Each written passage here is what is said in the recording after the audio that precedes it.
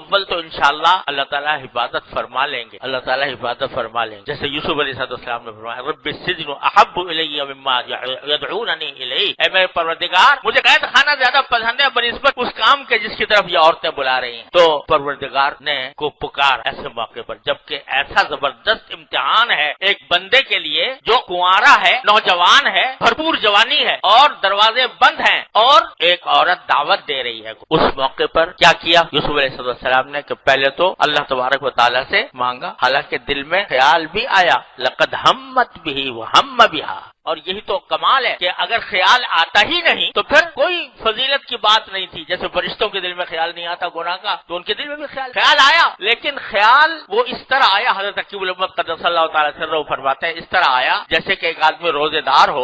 ہو اور پیاس لگ رہی ہو، گرمی کا موسم ہو، اور کوئی آدمی پانی کا پیالہ لے کر سامنے کیا ہوگا؟ دل چاہے گا کہ نہیں چاہے گا، لیکن ساتھ ہی یہ بھی سوچے گا کہ میں روزے دار ہوں، مجھے میرا روزہ ہے، لہذا اس کے ساتھ ساتھ خیال آنے کے باوجود اس کام کو کرنے کا کوئی ارادہ نہیں ہوگا، کسی بھی روزے دار کا ارادہ نہیں ہو سکتا اگرچہ دل چاہ رہا ہو۔ تو لقد ہمت بھی وہم بہا، یہی تو فضیلت کا مقام ہے کہ خیال آیا تھا، لیکن خیال آنے کے باوجود ایک تو اللہ تعالیٰ سے رجوع کیا کہ اللہ مجھے اس سے بچا لے، اور دوسری طرف یہ جو آیت کریمہ ہے نا کہ جب اس نے کہا ہی طلب تو جواب پہ کیا فرمایا؟ قال معاذ اللہ، میں اللہ کی پناہ، سب سے پہلا کام اللہ کی پناہ مانگ، اور انہ ربی احسن مثوائے، وہ میرا پروردگار ہے جس نے مجھے بہترین ٹھکانہ دیا۔ اس کی دو تفسیریں ہیں، لیکن ایک تفسیر کے مطابق کہ اللہ تعالیٰ کی طرف اللہ کی پناہ مانگی اور اس احسان کا تصور کیا کہ میرا پروردگار ہے جس نے مجھے بہترین ٹھکانہ دیا ہے۔ ٹھکانہ دینے کے معنی یہ کہ میرے جسم کی تربیت اس نے کی ہے،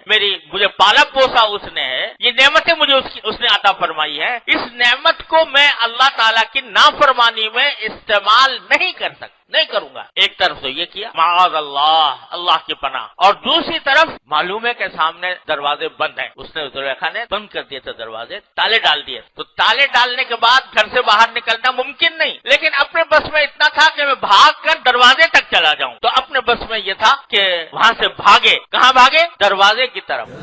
باوجود ہے کہ دروازہ مقفل نظر آ رہا تھا اور دروازہ بند تھا، تالے پڑے ہوئے تھے، لیکن اپنی طرف سے کوشش کر لی کہ وہاں تک پہنچ گئے۔ تو جب بندے نے یہ دو کام کر لیے، ایک اللہ کی پناہ، اللہ سے دعا، اور دوسری طرف اپنے کرنے کا جتنا کام ہے وہ کر گزرا، تو اللہ تعالیٰ کہتے ہیں اب میرا کام ہے، اب میرا کام ہے۔ دروازے کھل گئے اور ساتھ میں مالک مکان سامنے کھڑا ہوا نظر آ گیا، اللہ نے بچا لی۔ تو یہ سبق، یہ واقعات جو اللہ تعالیٰ بیان فرماتا ہے قرآن کریم میں، یہ محض قصہ کہانی اعوذ باللہ نہیں ہے، محض افسانہ نہیں ہے، یہ سبق دینے کی بات ہے، سارے سبق اس میں موجود ہیں۔ کیا؟ لقد ہمت بھی وہم بہا، خیال ان کو بھی آیا، جس کے معنی یہ کہ دل مائل ہوا، جس کے معنی یہ کہ دل کی نفسانی خواہش پیدا ہوئی، اس کے باوجود کیا کیا؟ اللہ تبارک و تعالیٰ سے رجوع کیا، معاذ اللہ، اللہ تعالیٰ کی نعمتوں کا احساس کیا کہ مجھے اللہ تعالیٰ نے کیا کیا نعمتیں دے رکھی ہیں اور میں کس طرح اس کو غلط اور نافرمانی میں استعمال کر سکتا ہوں، وہ احساس دل میں پیدا کر کے جو اپنے کرنے کا کام تھا وہ کر گزرے، بھاگ پڑے وہاں، تو اللہ تعالیٰ نے اپنا کام کر۔ تو یہ سبق دے دیا ہم سب کو، ہر مسلمان کو، کہ جب کبھی ایسی آزمائش آئے، گناہ کے داعیے دل میں پیدا ہوں، گناہ کے تقاضے دل میں پیدا ہوں، تو کیا کرو؟ پہلا کام تو یہ کہ ان تقاضوں کے مقابلے میں اللہ تعالیٰ سے رجوع کرو۔ نمبر ایک، اللہ تعالیٰ کی نعمتوں کا احساس کرو، مجھے اللہ نے کیا کیا نعمتیں دی ہیں، مجھے یہ جسم دیا، مجھے آنکھیں دی، مجھے کان دیے، مجھے ناک دی، مجھے ہاتھ پاؤں چلنے والے دیے، مجھے صحت عطا فرمائی، مجھے گھر میں آباد کیا، مجھے کھانے کو دیا، مجھے پینے کو دیا، اب میں اس کی نافرمانی میں ان ساری نعمتوں کو استعمال کروں، یہ تصور کرو، اور یہ تصور کر کے بھاگ کھڑے ہو، چاہے آگے دروازے بند نظر آ رہے ہوں، لیکن بھاگ کھڑے ہو، اپنی قوت اور ہمت کو کام میں لاؤ اور بھاگ کھڑے ہو، تو وہاں جا کر پھر اللہ تعالیٰ تمہیں ضرور بچا لیں گے انشاءاللہ۔